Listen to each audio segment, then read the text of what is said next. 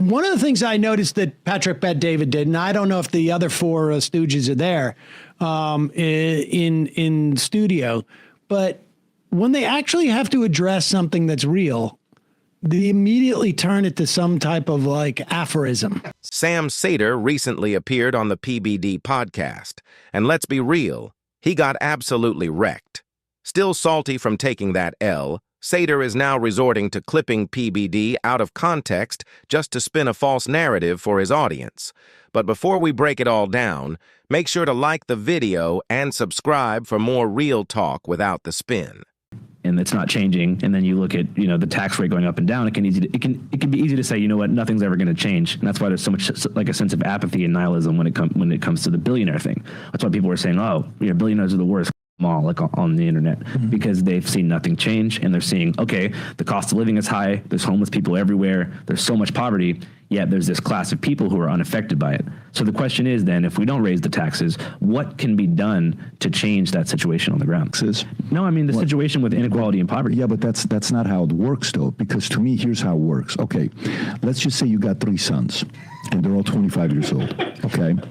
And you're pause it for 1 second. Now, I just I want to stop him there. I mean, like he, when I called for higher taxes, he said, communist. Yes.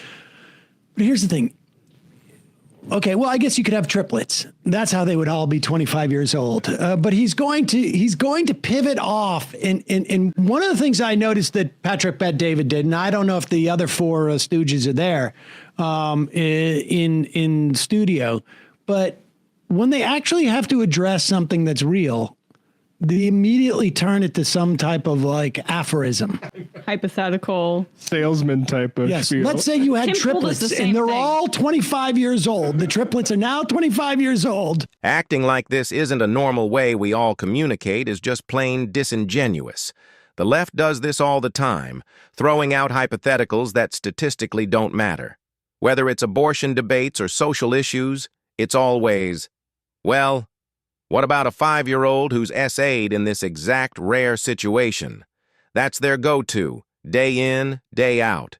And trust me, we've got a lot more to cover, including the actual full clip with context. But that's a hallmark of conservative media. You'll see it all the time. People bring in facts and figures. Marvel movies. And reality. Marvel movies. Like, what if we saw it this way? I can't believe we're watching this garbage. What a show. Obviously, you recognize that there's a big problem with homelessness, poverty, and unaffordability. Well, why do you think that is, though? What do you think? I'm asking you. You're in the streets. Why do you think that is? I mean, I would just assume that because the social safety net is so small here, and there's such little being provided for people in terms of mental health services, the broken Veterans Administration, so many different things, unaffordability. Like, there's just not enough resources to set up to help people who are at rock bottom here.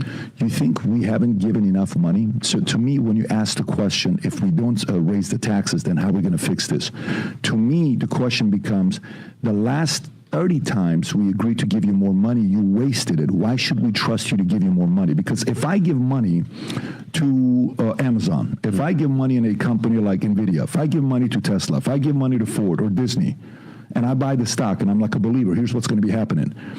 I kind of can track publicly. There's accountability, there's accounting, there's quarterly earning, there's calls to get on. Okay, pause it for a second. Like, this is such unbelievable nonsense. You know what, Amazon, this is so rudimentary that I think probably it doesn't even occur to Callahan to sort of address this. But the relationship between a citizen of a country or a society and an investor in a company is very different.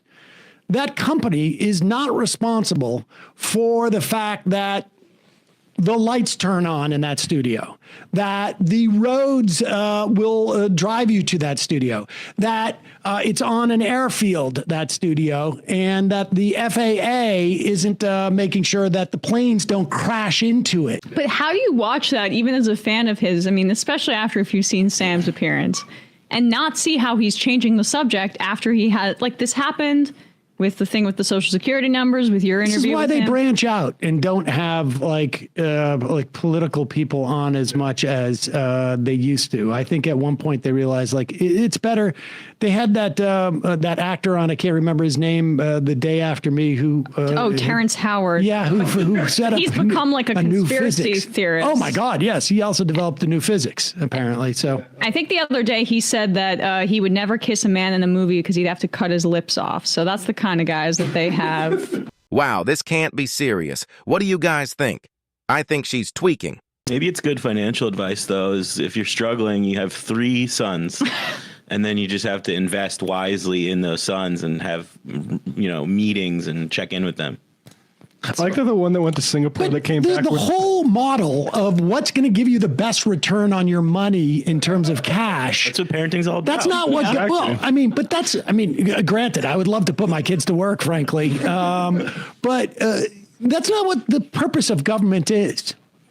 Like fundamentally, the purpose of government is not for you to make money.